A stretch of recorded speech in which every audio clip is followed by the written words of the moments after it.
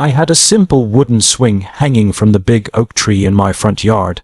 It was nothing special, just rope, a wooden seat, and a bit of creaky charm. I put it up for myself, but the neighborhood kids claimed it as their own. After school, they'd swarm over, laughing, pushing each other, sometimes barefoot despite their mom's shouts. I didn't mind. Their joy gave my yard some life. Then I decided to take it down. Not because I hated fun or kids, but I was redoing my landscaping, planning a vegetable garden, and the swing was in the way. It was time for it to go. I didn't expect it to ignite a suburban rebellion. Enter Karen. Yes, Karen. She stormed out of her house, clutching her iced coffee like a weapon, and yelled, "Where's the swing?" I explained it was mine on my property, and I removed it. She gasped as if I'd torched a national monument. "You can't just dismantle community property she shrieked. Community property. It was my swing, my tree, my lawn. But in her mind, the kids' enjoyment had transformed it into sacred public domain. She stomped off, muttering about HOA rules and neighborhood vibes. I figured she'd calm down. I was wrong. The next day, a group of kids marched by, stared me down, and said in eerie unison, "We miss the swing." One left a crayon drawing of it on my porch, like a memorial. Karen had turned them into her personal mourning squad. Parents started giving me die at the mailbox. Then came Saturday. I heard chanting. Outside, Karen led a protest. 6 kids, 2 parents, and a miserable-looking poodle, waving signs reading "Save Our Swing" and "Swing Thief." They paraded in front of my house like it was a political rally. I stood there, coffee in hand, dumbfounded. I tried ignoring it, hoping they'd burn out. Nope. Karen escalated. She printed flyers, titled "Neighborhood United, Restore the Swing," complete with a QR code linking to an online petition. A petition for my own property. She dubbed it "Swing Gate." As if I'd orchestrated a scandal, she'd brainwashed the kids. One boy, taping a RIP swing, sign to my mailbox, whispered, "Karen says you hate fun." She'd spun me into the neighborhood villain, a joy-hating hermit targeting their happiness. I overheard one dad say, "It's just a swing, not a landmark."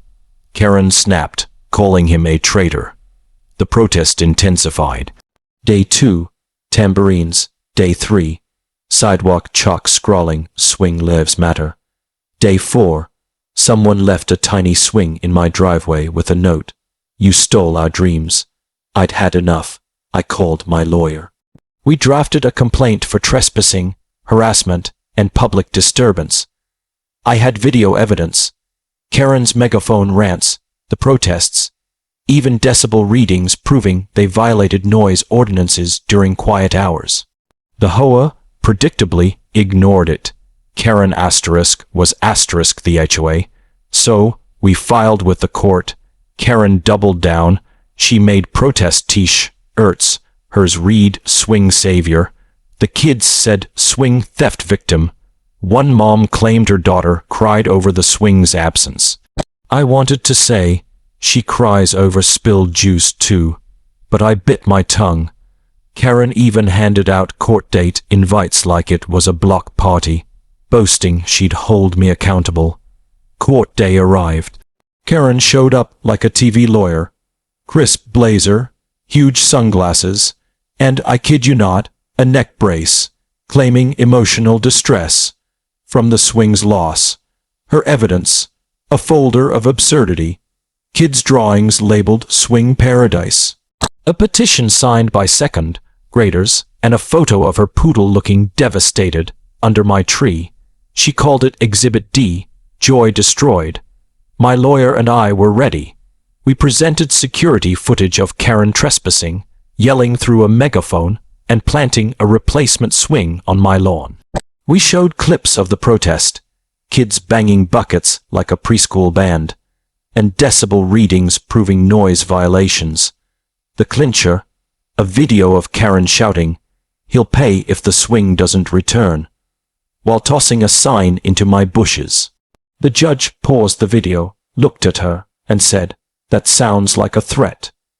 Karen stammered it was just a phrase. The judge wasn't impressed. He laid it out. The swing was mine, legally installed, legally removed. Karen had no claim, no HOA rule to stand on, and her actions, trespassing, harassment, noise violations, were unlawful and ridiculous. He ordered her to pay me $12,000 for damages, legal fees, and harassment. Karen's jaw dropped. She tried to protest, but the judge had moved on. After the ruling, Karen was a shadow of her former self. No more megaphone, no more flyers, no more chalk art. She skulked around in yoga pants, avoiding eye contact. I, Mark Thompson, stood taller $12,000 taller, but I wasn't done. I used part of the settlement to hire a landscaper, turning the swing spot into a garden bed shaped like a judge's gavel, stone, bordered, with red roses for the head and time for the handle. In the center, a sign, property vindicated, case closed, no Karens allowed. It faced her house like a taunt. Neighbors loved it. One dad said, "That's savage." Another left a beer on my porch with a note, "Swing Gate Slayer." Karen tried an HOA complaint about the sign, but I checked the rules. No ban on decorative signs under 3 feet. Her HOA reign was over. Rumor was the board forced her to step down to save face. She claimed I was a vindictive loner, which was rich considering she'd staged a 4-day protest over a swing. The kids moved on, asking about a treehouse next. I said, not a chance. Now, when I mow my lawn, I pass that gavel-shaped garden and smile, not just for the win, but because Karen learned a hard lesson. In HOA battles, don't swing if you can't handle the fall.